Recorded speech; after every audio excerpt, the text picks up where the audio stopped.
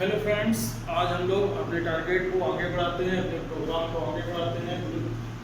जो हमारा चल रहा था टारगेट यूपीटीजीटी 2020-21 साइंस सब्जेक्ट के साथ में अभी हम लोग कंटिन्यू कर रहे हैं।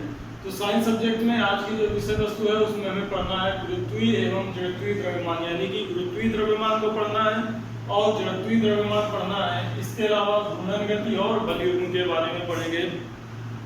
तो आज के टॉपिक को प्रारंभ करते हैं हम लोग, समय को नष्ट ना करते हुए।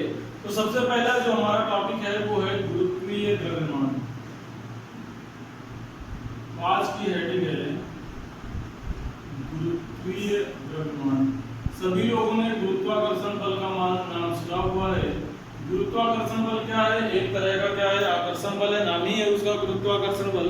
पृथ्वी के गुरुत्वीय बल के कारण वस्तुओं को जो आकर्षित करने की क्षमता होती है उसको हम क्या कहते हैं? गुरुत्वाकर्षण बल कहते हैं। उसी से संबंधित है गुरुत्वीय द्रव्यमान। किसी वस्तु का गुरुत्वीय द्रव्यमान वह द्रव्यमान है जो पृथ्वी के गुरुत्वाकर्षण के कारण उस वस्तु पर आरोपित गुरुत्वाकर्षण बल अर्थात वस्तु के भार को निर्धारित करता है। तो किसी वस्तु का द्रव्यमान जो पृथ्वी के गुरुत्वाकर्षण के कारण उसके भार को निर्धारित करता है गुरुत्वीय द्रव्यमान कहलाता है। गुरुत्वीय द्रव्यमान क्या है? ऐसा द्रव्यमान जो पृथ्वी के गुरुत्वाकर्षण के कारण वस्तु के भार को निर्धारित करता है गुरुत्वीय द्रव्यमान कहलाता है। वस्तु के भार को निर्धारित करता है गुरुत्वीय द्रव्यमान कहलाता है। किसी विशेष स्थान पर या किसी स्थान पर जो द्रव्यमान होता है m1 और m2, दो वस्तुओं का द्रव्यमान अगर m1 m2 है वो उनके भारों के अनुपात के बराबर होता है। अगर कोई दो वस्तुएं हैं उनके द्रव्यमान m1 m2 और भार क्रमशः w1 और w2 हैं तो उनके जो द्रव्यमानों के अनुपात होंगे, गुरुत्वीय द्रव्यमान के अनुपात होंगे, वो उनके भार के अनुपात के समान होते हैं। वो उनके भार के अनुपात के क्या होते हैं? समान होते हैं। ठीक, तो गुरुत्वीय द्रव्यमान एक बार फिर से हम लोग समझ लेते हैं। गुरुत्वीय द्रव्यमान क्या है? किसी वस्तु का जो गुरुत्वीय द्रव्यमान होता है वो उस वस्तु के द्रव्यमान पर पृथ्वी के गुरुत्वाकर्षण बल के द्वारा पृथ्वी के द्वारा लगाए गए गुरुत्वाकर्षण बल के कारण उसका जो भार होता है उसके समान होता है। तो किसी वस्तु का गुरुत्वीय द्रव्यमान वह द्रव्यमान है जो पृथ्वी के गुरुत्वाकर्षण के कारण उस पर आरोपित गुरुत्वाकर्षण बल अर्थात वस्तु के भार को निर्धारित करता है। तो वह द्रव्यमान जो किसी वस्तु के भार को निर्धारित करता है गुरुत्वीय द्रव्यमान कहलाता है। गुरुत्वीय द्रव्यमान कहलाता है। अगर किन्हीं दो वस्तुओं का द्रव्यमान क्रमशः m1 व m2 और भार w1 व w2 हो तो उनके अनुपात परस्पर समान होते हैं, यानी कि m1/m2 बराबर w1/w2। अब बात यह आती है कि अगर मान लीजिए कोई स्प्रिंग है उसमें जब w1 भार लटकाते हैं उसकी लंबाई में वृद्धि होती है l1। किसी स्प्रिंग में w1 भार लटकाने पर उसकी लंबाई में वृद्धि l1 और w2 भार लटकाने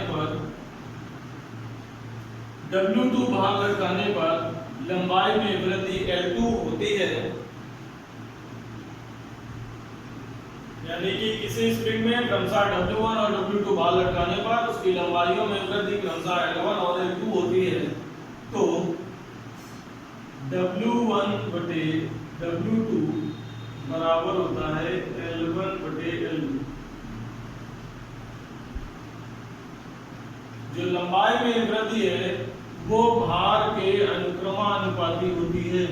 लंबाई में वृद्धि भार के अनुक्रमानुपाती होती है। तो समीकरण 1 और 2 से क्या लिख सकते हैं?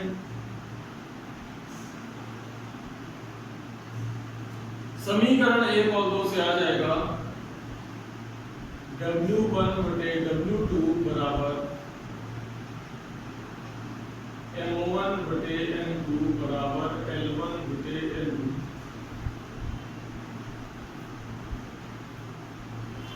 यानी कि जो भार है वो भी अनुक्रमानुपाती है, लंबाई में वृद्धि के, और जो द्रव्यमान होता है वो भी लंबाई में वृद्धि के क्या होता है, अनुक्रमानुपाती होता है। नेक्स्ट इसके बाद सेकंड बात है इसकी जड़त्वीय द्रव्यमान की। आप बात करते हैं जड़त्वीय द्रव्यमान। जड़त्वीय द्रव्यमान क्या होता है? जड़त्व क्या होता है? जड़त्व हम लोग पढ़ चुके हैं। जड़त्व के बारे में मैंने बताया था, किसी वस्तु की जो स्थिति है वो अपनी अवस्था के परिवर्तन का विरोध करती है, यही क्या कहलाता है, जड़त्व कहलाता है। आज हम चर्चा करते हैं जड़त्वीय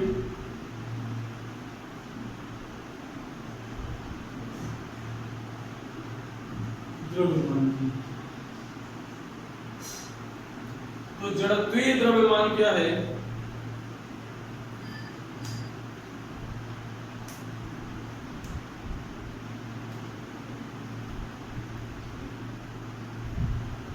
कोई दो वस्तुएं हैं, दोनों के द्रव्यमान क्या है, एक का m1 है और एक का m2 है, और दोनों पर समान बल लगाया जाए, तो जब दो वस्तुओं पर समान परिमाण के बल लगाए जाते हैं तो उनके जो त्वरण होते हैं उनका अनुपात वही होता है जो द्रव्यमानों का अनुपात होता है।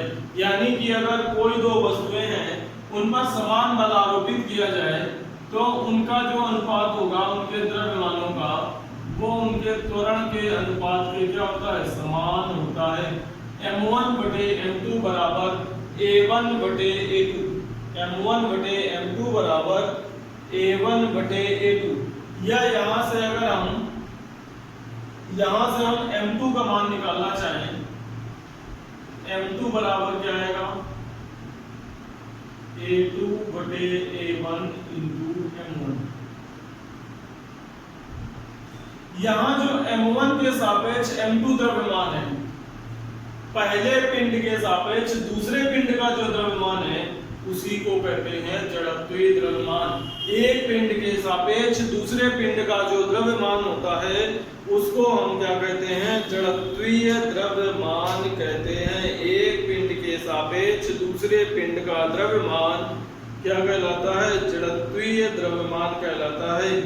तो यहाँ जो m1 है वो मानक किलोग्राम है, मानक द्रव्यमान है। तो मानक द्रव्यमान के सापेक्ष किसी पिंड का द्रव्यमान क्या कहलाता है, जड़त्वीय द्रव्यमान कहलाता है। जैसे आप बाजार में सामान लेने जाते हैं तो सामान लेने जाने पर आप वर्तमान समय में क्या है, इलेक्ट्रॉनिक तराजू चलते हैं, लेकिन जैसे सब्जी वाले हैं आज भी वो हाथ वाला तराजू इस्तेमाल करते हैं। तो उस तराजू में वो क्या करते हैं, एक तरफ जड़त्व एक तरफ मानक द्रव्यमान बांट रखते हैं, 1 किलोग्राम का, आधा किलोग्राम का। तो वो जो 1 किलोग्राम का बांट रखते हैं, दूसरी तरफ आपके सामान को तोलते हैं तो दोनों पल्ले क्या करते हैं, बराबर करते हैं। तो वहां जो दूसरा सामान है जो आप सब्जी खरीद रहे हैं, उस सब्जी का द्रव्यमान किसके बराबर कर रहे हैं, उस बाट के बराबर। तो वो जो बाट है वो आपका काम किसका करता है, m1 का, और वो जो सब्जी है जितनी मात्रा आ रही है वो क्या है, m2 है। तो वो जो सब्जी है वो उसका क्या है, जड़त्वीय द्रव्यमान है। तो इस तरह से आप इसको ध्यान रख सकते हैं, किसी मानक वस्तु के सापेक्ष किसी दूसरी वस्तु का जो द्रव्यमान होता है वो क्या कहलाता है, जड़त्वीय द्रव्यमान कहलाता है। जड़त्वीय द्रव्यमान कहलाता है। तो जड़त्वीय द्रव्यमान हो गया, गुरुत्वीय द्रव्यमान हो गया। अब नेक्स्ट जो हम लोग पढ़ेंगे तीसरे टॉपिक में आज के, वो है हमारा घूर्णन गति। तो घूर्णन गति क्या होती है?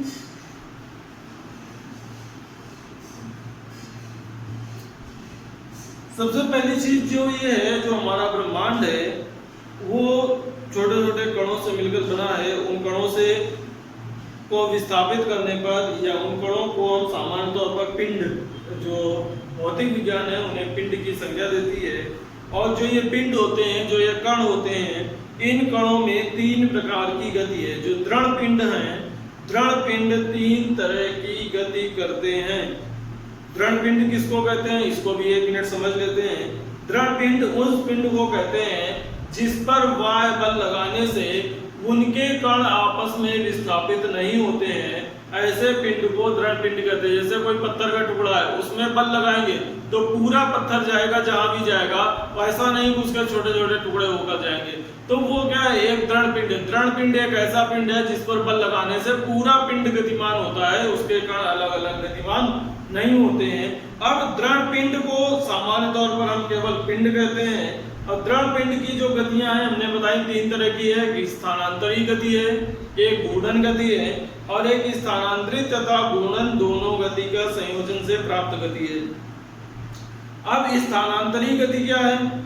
स्थानांतरी गति का मतलब क्या है? जब कोई पिंड किसी सरल रेखा में गति कर रहा है, कोई पिंड यहाँ पर रखा हुआ है और कोई यहाँ से खसक कर यहाँ पहुंच गया, तो ये पिंड जब यहाँ से यहाँ पहुंच गया इस सरल रेखा में चलकर, तो इसको हम क्या कहते हैं? स्थानांतरी गति। इसका जो स्थान है वो ए स्थान से कहाँ पहुंच गया? बी स्थान में पहुंच गया। इसको हम कहते हैं स्थानांतरीय गति। इसको क्या कहते हैं? स्थानांतरीय गति। लेकिन घूर्णन गति में क्या है? जैसे ये मार्कर है यहाँ रखा हुआ है, यहाँ से नीचे आ जाए तो ये स्थानांतरीय गति है, लेकिन वो यहीं पर रखे हुए इस तरह से घूम रहा है। मान लीजिए यहाँ रखा हुआ है और इस तरह हम उसको घुमा रहे हैं, तो जब इसको इस तरह से मूव कराते हैं चारों तरफ अपने अक्ष के घूमता है, तो वो उसकी क्या कहलाती है? घूर्णन गति। जैसे पृथ्वी है तो पृथ्वी दोनों गति करती है, स्थानांतरी गति, सूर्य के चारों तरफ परिक्रमा कर रही है, वो उसकी स्थानांतरी गति है, और अपने अक्ष के चारों ओर भी घूम रही है, तो जो अपने अक्ष के चारों ओर घूम रही है वही उसकी क्या कहलाती है? घूर्णन गति कहलाती है। तो घूर्णन गति में जो पिंड है वो किसी एक अक्ष के परितः चारों ओर घूमता रहता है, ऐसी गति को हम क्या कहते हैं? घूर्णन गति कहते हैं। जैसे बिजली का पंखा लगा होता है छत पर या टेबल फैन होता है, तो जो पंखा है वो चारों तरफ घूमता रहता है, तो वो उसका एक अक्ष है। एक मोटर का रॉड लगा होता है वो उसके अक्ष का काम करता है, और जो पर है उसके चारों तरफ घूमते रहते हैं, वो एक तरह की क्या है? घूर्णन गति है। पृथ्वी की गति उसके अक्ष के सापेक्ष क्या कहलाती है? घूर्णन गति कहलाती है। घूर्णन गति सामान्य तौर पर क्या है? उसका एक केंद्र होता है, केंद्र के चारों ओर कोई भी पिंड लगातार जब गति करता है तो उसको हम क्या कहते हैं? घूर्णन गति कहते हैं। ये है घूर्णन गति। और जिस अक्ष के सापेक्ष वो गति करता है उसको भी क्या कहते हैं? घूर्णन गति। रेलगाड़ी के पहिए हैं तो रेलगाड़ी के पहिए भी क्या करते हैं? घूर्णन गति करते हैं। कार के पहिए हैं, रेलगाड़ी के पहिए हैं, ये सब क्या करते हैं? घूर्णन गति करते हैं। कोई पेंडुलम है, पेंडुलम क्या कर रहा है? इधर गया फिर इधर आया फिर इधर गया, इस तरह से जब वो गति कर रहा है तो उसका घूर्णन अक्षीय हो गया जहां पर हम इसको पकड़े हुए हैं, और ये जो इसकी गति है वो क्या कहलाती है? घूर्णन गति कहलाती है। तो घूर्णन गति क्या है? घूर्णन गति एक विमीय भी हो सकती है, द्विविमीय भी हो सकती है और त्रिविमीय भी हो सकती है। तो ये बात हो गई घूर्णन गति की। तो घूर्णन गति आपको समझ में आ गया होगा। घूर्णन गति क्या है? किसी पिंड की किसी अक्ष के परितः या अपने अक्ष के परितः जो गति होती है उसको हम क्या कहते हैं? घूर्णन गति कहते हैं। और जब उसका स्थान परिवर्तित होता है तो उसको स्थानांतरीय गति कहते हैं। पृथ्वी दोनों प्रकार की गति करती है, स्थानांतरी गति भी करती है और घूर्णन गति भी करती है। तो ये बात हो गई आपकी घूर्णन गति के बारे में। अब नेक्स्ट जैसा लिखा हुआ है बल युग्म, तो बल युग्म की चर्चा करते हैं। युग्म का मतलब क्या होता है? जोड़ा। युग्म का मतलब होता है जोड़ा। तो मान लीजिए कोई क्षण है,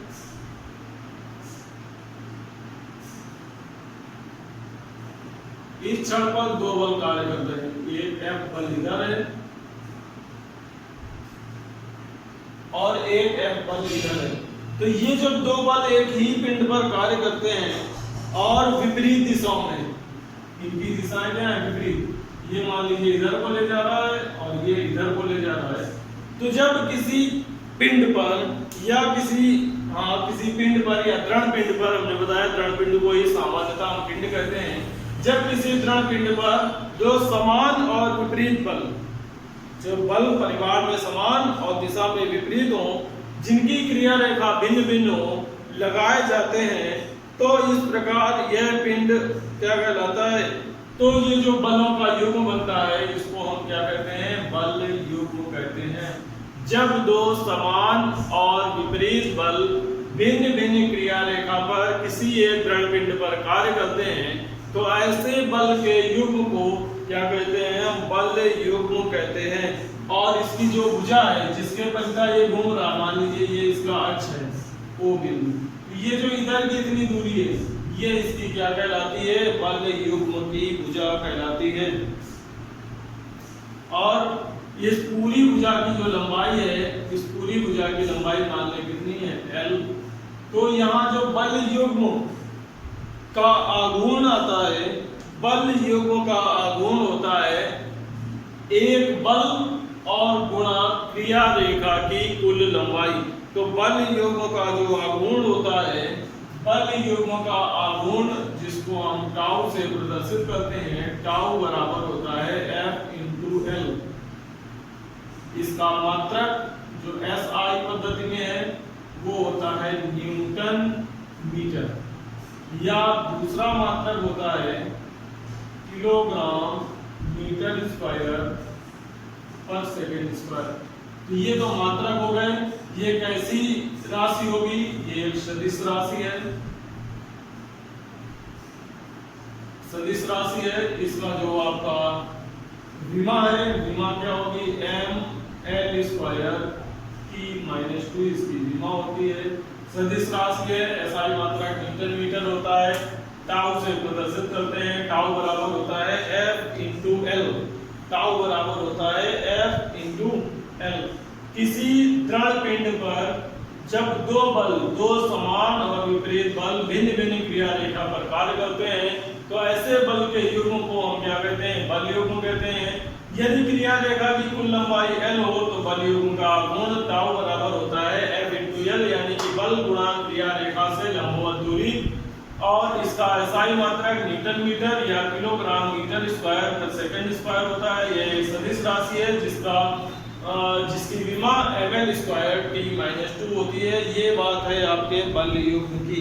बल युग्म हो गया, बल युग्म का आघूर्ण हो गया, गुरुत्वीय द्रव्यमान हो गया, जड़त्वीय द्रव्यमान हो गया, घूर्णन गति हो गई, स्थानांतरित गति हो गई। तो आज हम लोग इस क्लास को यहीं पर समाप्त करते हैं। आगे की चर्चा को कल से प्रारंभ करेंगे और कोशिश करेंगे कि अब कुछ प्रश्न उत्तरों को हल किया जाए।